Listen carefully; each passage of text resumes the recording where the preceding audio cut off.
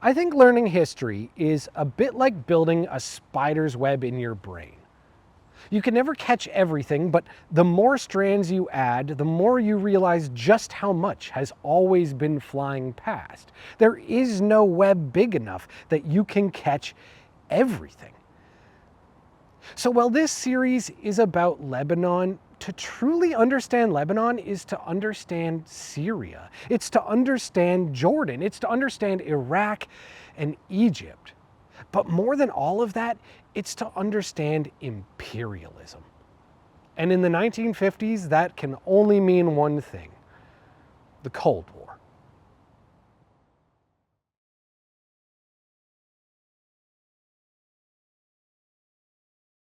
Let's pop back to 1943. World War II is raging, and with France having fallen to the Nazis, Lebanon is preparing to finally break free. In the face of that great European murder-suicide, the politicians of all Lebanon's religions and ethnicities, only just recently held together in France's jails, are coming together to decide what independence should actually look like. Together, they will define what it means to be free. The agreement that they'd come to would be called the National Pact, an unspoken promise on how to split power between those who frankly didn't have all that much cause to share. By sticking to the pact, they hoped at least, they'd be able to maintain a calm, pluralistic society that would outlive the unity of that shared European enemy. But of course, that was a lot easier said than done. So they came up with a few rules. The first was that there would be no integration with Syria. The Christians in power rightly understood that a Syrian overlord would turn them from a ruling class majority back into a subjugated minority, and so to most of them that was simply unacceptable. But in turn, the Muslims and the Druze expected that the Maronites would do the same with the West. No more France, no more Britain, and soon enough, no America. Put another way, the Maronites had to accept that they were all Arabs, but the Muslims had to accept that they were a different type of Arab. And if they could do that, they could agree on the second rule: who gets to be in charge? In 1932, the last time Lebanon had taken a census, Christians accounted for 51% of the population, which was certainly no longer the case, granted. And even if it was, the French had arguably skewed those numbers to begin with. But for the sake of unity, the pact would pretend that those numbers still held true. And it would be through that census that they'd divide the power of this new nation, which naturally favored the Maronites. Not only would the Christians retain their 6-to-5 ratio in Parliament, but they'd also get to keep the presidency. It was a presidency, I should note, that had almost unchecked executive power. And so while the pact also agreed that their prime minister would always come from the Sunni, that was kind of a bit of a deception, because no matter who filled that role, they'd always be legally subservient to the Maronite president.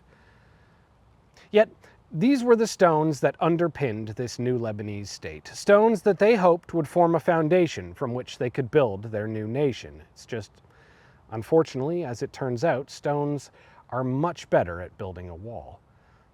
You see, the thing about identity in a Frankenstein land is that there's no one part that can be defined without the others. If one limb is Shia and the other is Druze, then what does having a Christian head really mean?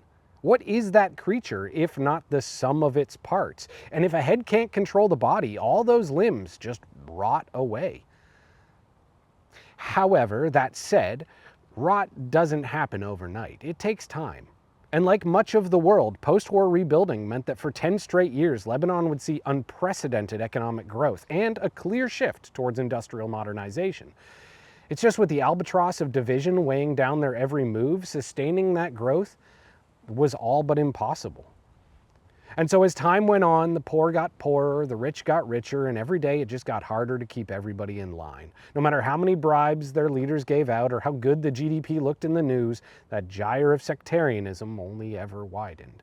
And as the geopolitics of the world convulsed around them, this now almost entirely static government was simply unable to keep up.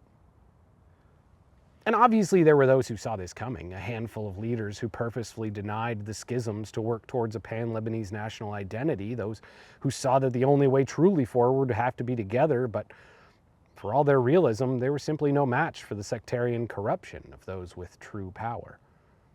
And so the splinters broke in every direction, some towards politics, some towards religion, some towards ethnicity, but none of them were yet strong enough to break down that pact built by those in charge.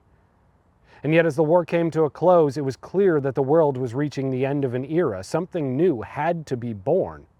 The Europeans had clearly seen their peak, and from then on, they were on the decline.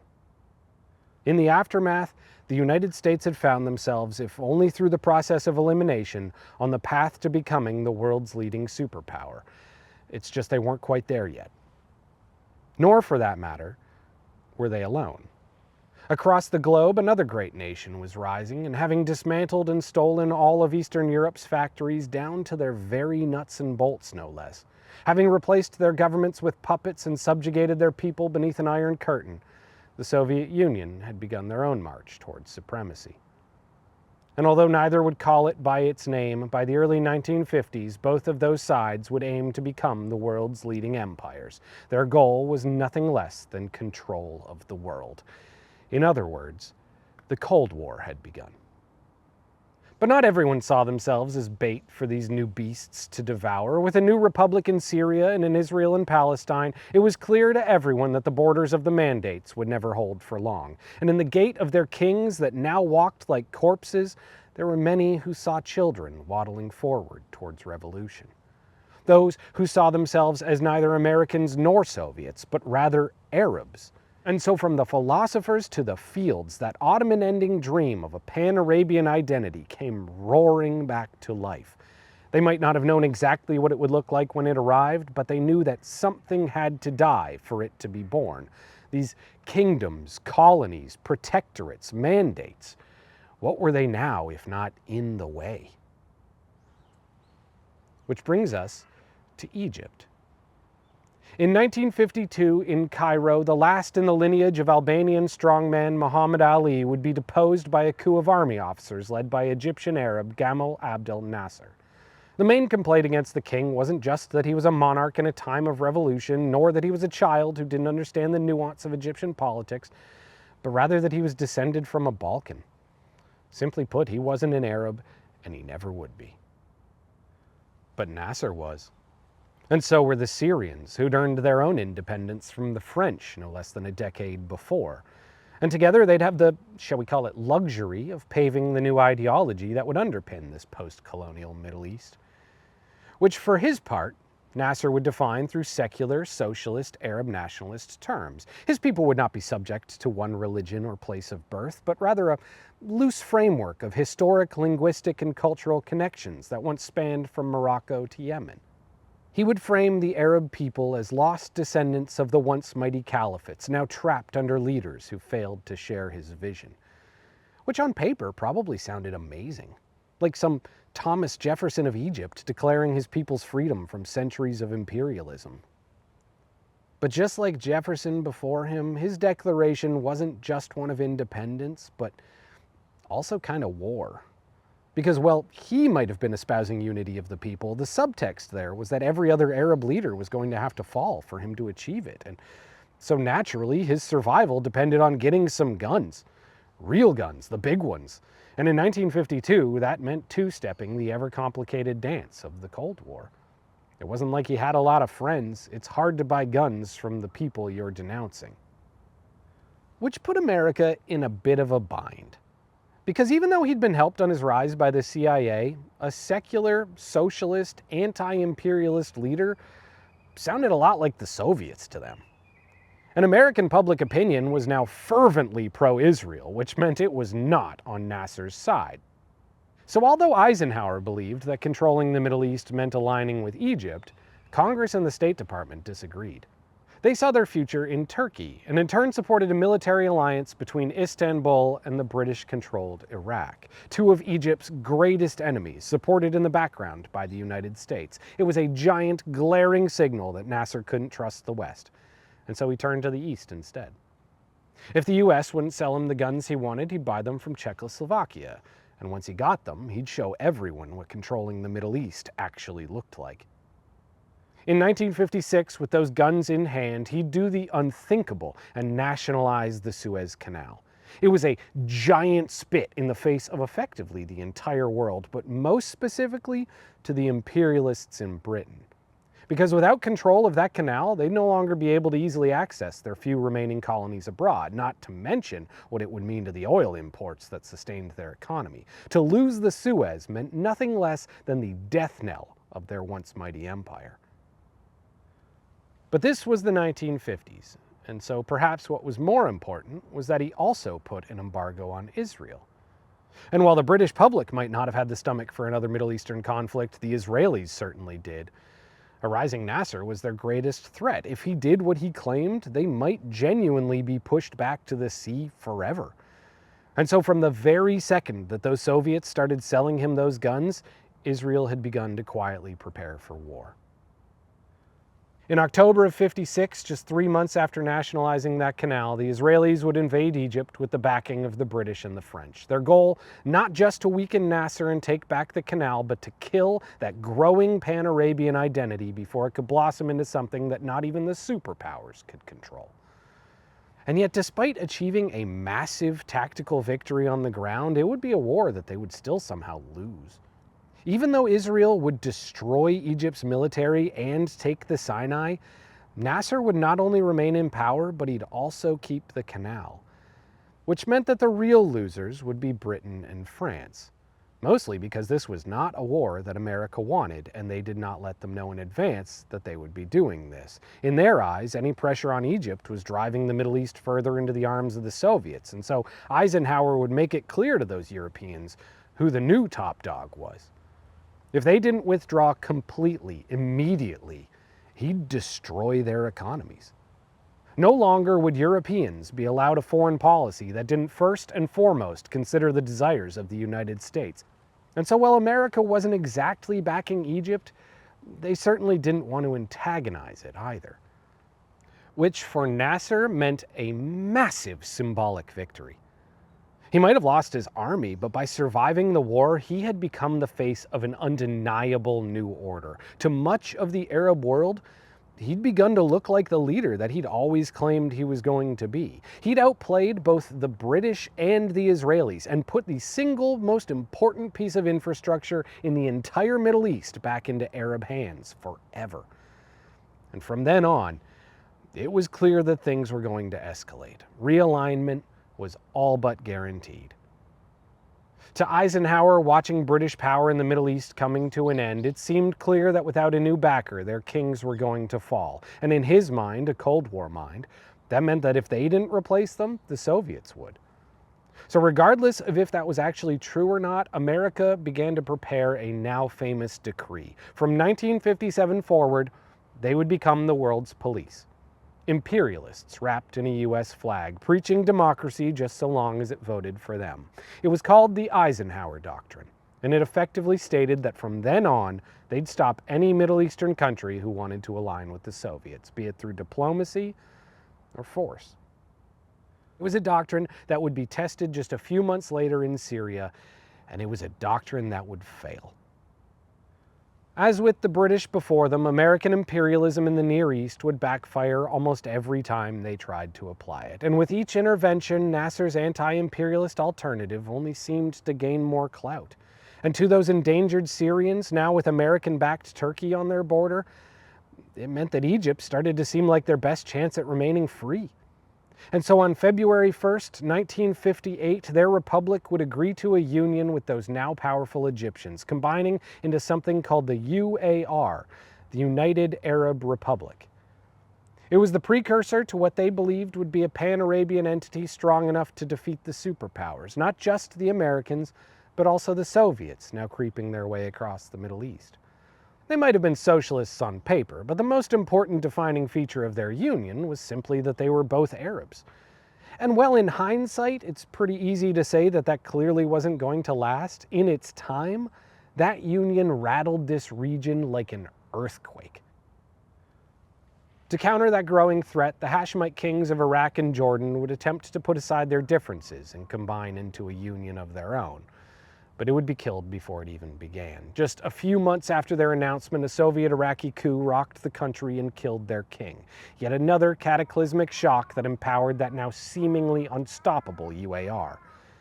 With his greatest rival now dead in the ground and nobody really left with the power in the region to stop him, it started to seem like Nasser might actually do what he claimed. He might genuinely unite the Arab world.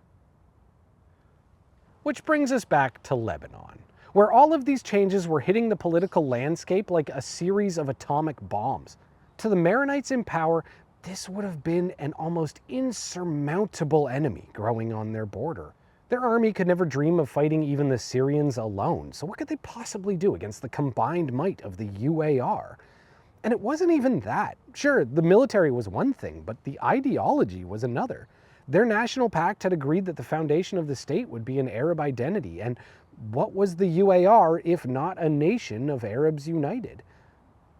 It was an impossible position from either side. Because, sure, the pact had said that they should never integrate with Syria, but this wasn't Syria. So who could those Maronites align with to protect them if not America? And if they did that, how could it not destroy everything? But that's exactly what they did. Over his 6 years in power, Lebanon's president, Camille Chamoun, had pushed their country ever further away from their Arab roots. He'd not only ignored the Israeli invasion of the Sinai, but he'd also vocally promoted Eisenhower's doctrine, and in both cases, he'd be the only Arab leader to do so. So now, with the UAR breathing right down his neck, in his great fear, he pushed things too far.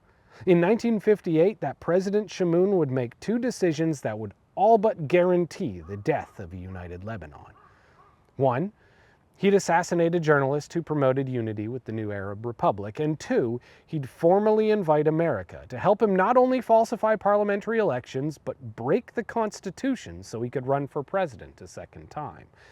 And although America would mostly disagree with that, simply by asking, he'd destroyed the National Pact. By inviting in that foreign Western power, he hadn't just broken the rules, he'd broken the nation. Which isn't to say he was wrong in believing that there was a threat to his power. That part was certainly true. Basically, as soon as the ink was dry, the UAR had begun funneling guns into Lebanon, even going so far as to provoke a revolution. But regardless of who was to blame, now seeing their ally in Lebanon collapsing, America finally decided it was time to step in and help. So although they'd been hesitant to support the Maronites publicly, and certainly had no love for the intensely unpopular President Chamoun, Eisenhower sent 55,000 troops to help bring Lebanon back under Christian control. In turn, his doctrine would finally get its first win, and although the social damage had already been done, at the very least it did achieve what it aimed to do. America held back the Nasserites. Although, as it turns out, that might not have actually even been necessary, because just as the UAR had brought a dream of a united Arab world, so too would it collapse it. In 1961, Syrians realized that despite coming together over a shared anti-imperialist ideology, those Egyptians were starting to look a bit like an empire. Nasser sent loyalists to Damascus to take power from the local government, and in turn, those Syrians began a counter-revolution that broke that nation back into pieces. The great experiment of that united Arab Republic lasting only for 3 short years. It wasn't just Nasser's power that had reached its peak, it was the dream of Arab nationalism, and from now on, it would forever be on the decline. Which only furthered 2 years later when another convulsion rocked the Middle East, only this time it would come out of Iraq. In February of 1963, with support from the CIA, the anti-communist Ba'ath Party would take power in their own coup, and then a month later, that newly independent Syria would fall alongside them. And although they'd eventually be stopped in Iraq, in Damascus that new regime would take hold and fall into the hands of Soviet-aligned Alawite dictator Hafez al Assad. Perhaps you've heard of his son. Al-Assad was far less concerned with a pan-Arabian identity than those who'd come before him. What he really wanted was more power for Syria, or perhaps more accurately, for himself. And to do so, he'd rely mostly on a feint. His expansion wouldn't come from being an Arab per se, but rather from being a pro-Palestinian. Which isn't to say he actually cared about Palestinians, certainly he didn't want them in his country, but in them, he saw a cause for war. Be they in Israel, Jordan, Lebanon, or elsewhere, so long as al-Assad claimed to back them, he'd always have a reason to invade. And so again, Lebanon would find themselves with a hostile neighbor who saw them as little more than a breakaway province just waiting to be conquered, only now under the guise of a pro-Palestinian ideology. And again, it would send convulsions through their people, leaving their government in a near-eternal stalemate as to what they could do to stop it. But as bad as it was for them, it was nowhere near as dangerous as the situation in Jordan, because by the mid-1960s, King Hussein, now the last in the Hashemite line, was surrounded by enemies and facing Israeli military incursions all along his border. Even though he was likely their closest potential friend in the region and effectively a client state of America, those Israelis had wanted to provoke a war, and this is how they'd get it. In 1967, they'd push their armies so deep into the lands of both Jordan and Syria that they'd force Nasser to blockade their ships and give them enough of a diplomatic cover to launch what they'd call a preemptive strike on Egypt's air force. Again, the Arab League would head to war. And again, they would lose. Just like 20 years before, their alliance was barely worth the paper it was written on. Israel might have been the enemy, but that didn't make them friends. Arab or not, their armies had no love for each other, and although they'd fight together, each would do so alone. And that is also precisely how they'd lose. So in the aftermath of that 6-day war, Syria would lose the Golan Heights, Jordan the West Bank, and Egypt both the Sinai and Gaza Strip. Over 400,000 people would be forced to flee their homes. Yet another catastrophe for a people who'd already had so many. And just as in the 40s, regional stability could not survive the embarrassment of yet another failed war. With Israel having crushed the combined militaries of the entire region in less than a week, the once proud Arab nationalists began to reconsider the ideology that had gotten them there. Egypt had lost, Syria had lost, Iraq had lost. So who was there to believe in anymore?